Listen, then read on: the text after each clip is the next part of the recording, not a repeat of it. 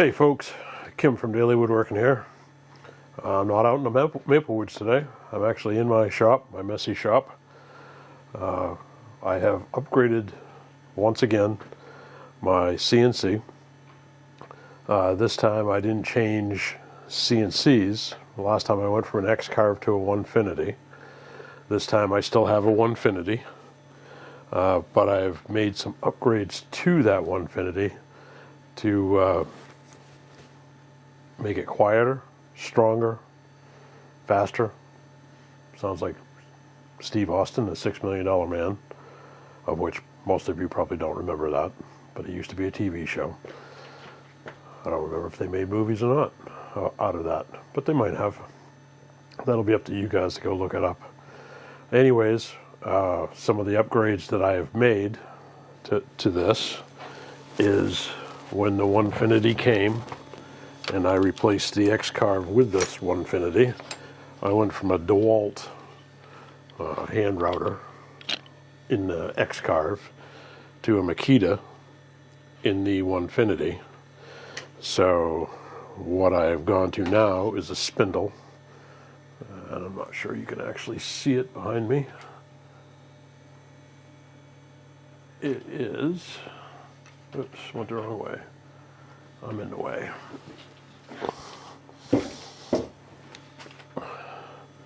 Live TV, folks.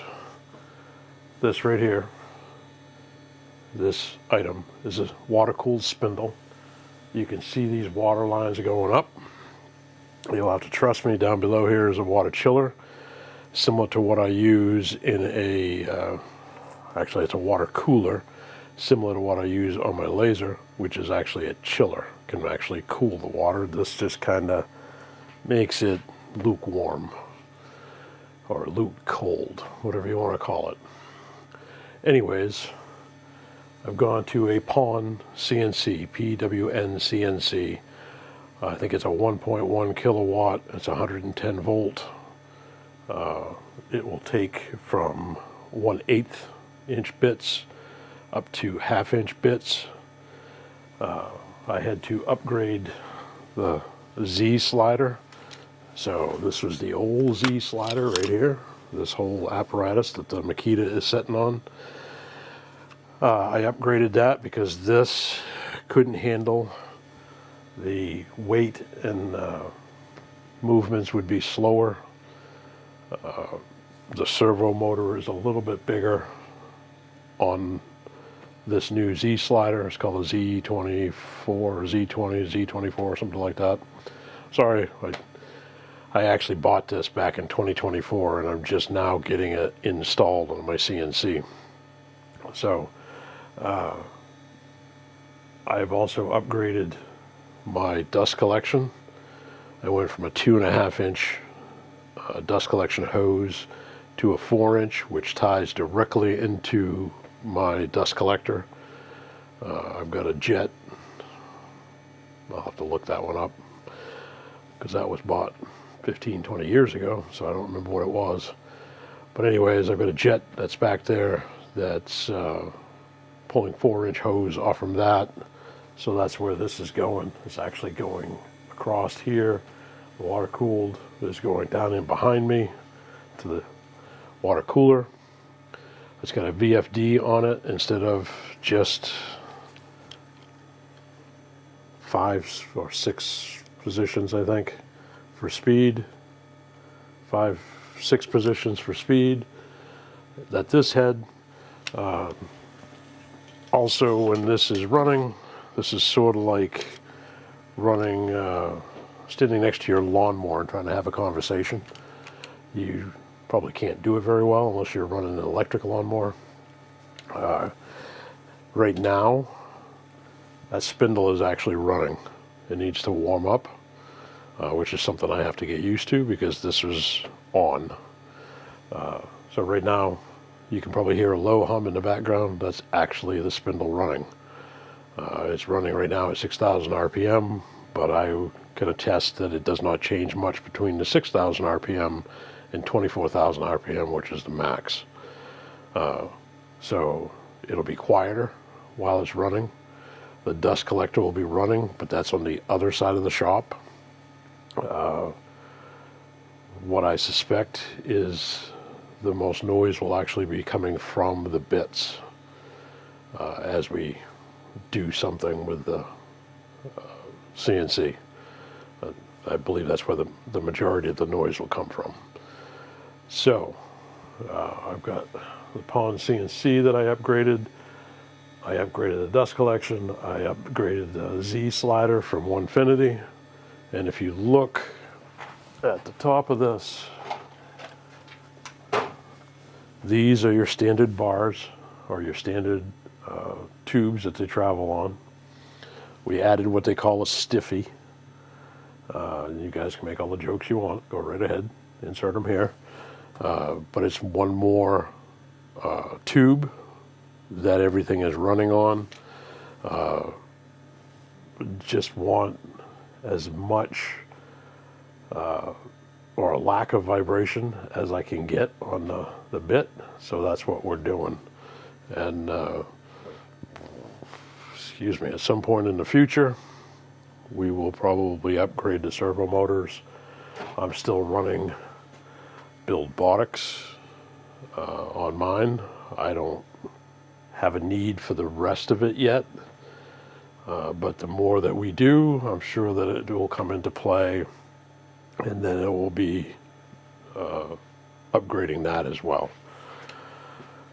So the end goal, along with everything that I already make with this, is I want to be able to do inlays in end grain.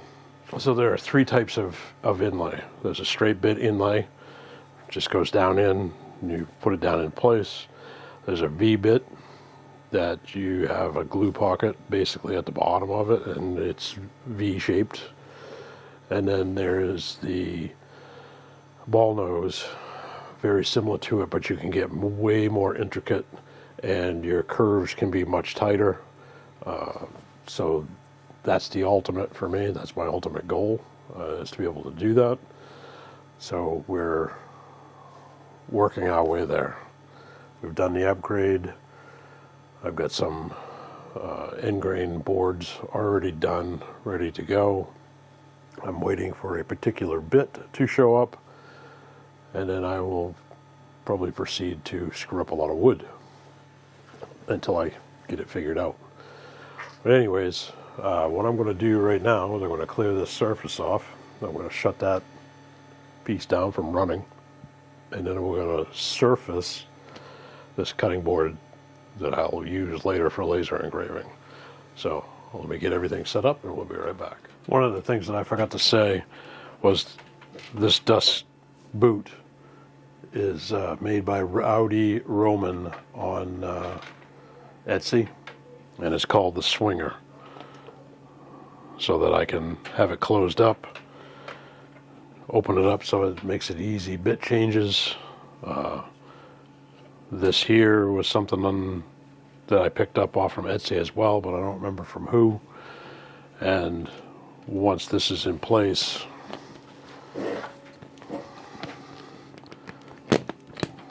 it'll be like that,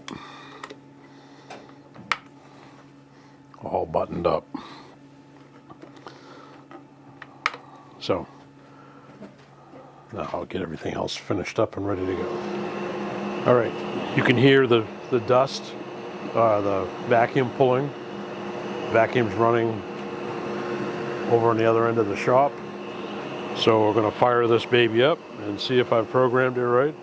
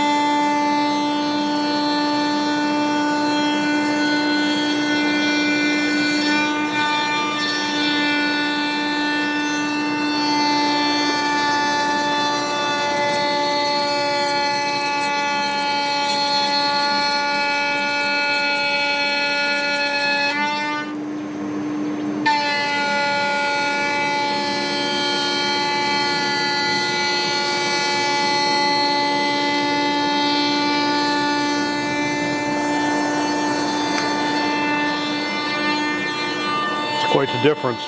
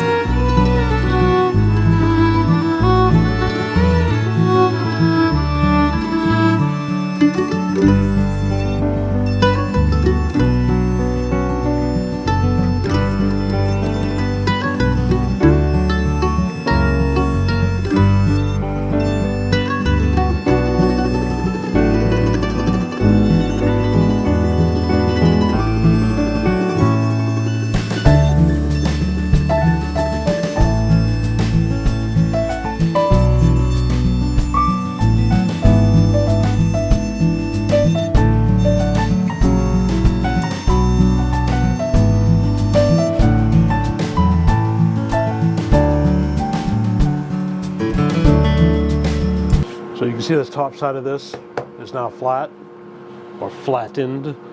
I put this sandpaper underneath there to make it so it wasn't rocking, and I didn't want it to rock while I was actually cleaning off the top with the CNC. So that's why that's there. I'm going to flip this over and get it set up to do the other side.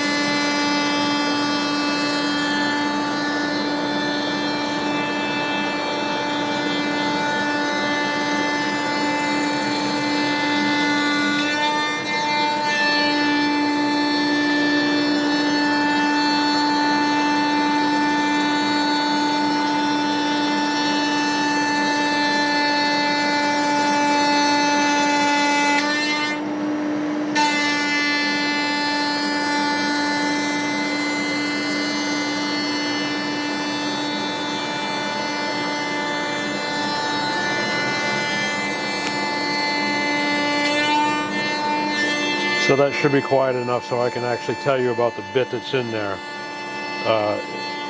It's a 3-wing, 1/4-inch shank. It's got a 1-inch cut diameter. It's a white side. It's a spoil board bit or a flattening bit. The part number is 6210. I will put a link to it down in the description. I bought it off from Amazon. There's others out there, I'm sure. This is running at 18,000 RPM right now. And this is a 14 by 22, thereabouts, because it hasn't been squared up yet. But a 14 by 22 board that is flattening. Yes, I could run it through the planer, but there's always a little bit of snipe that'll be down here on the edges. And by doing this, I can actually get maximum yield off the board. And as you can tell, it doesn't take very long. It's probably 3 minutes per side, maybe a little bit more. I'll actually have to watch the video to find out myself.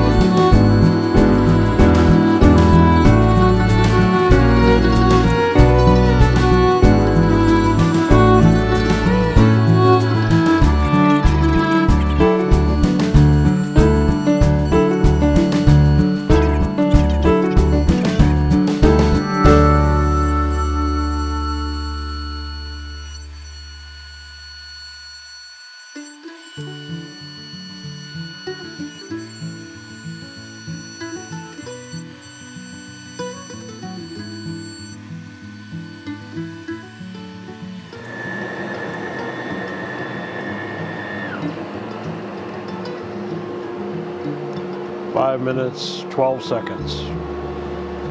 Not too bad.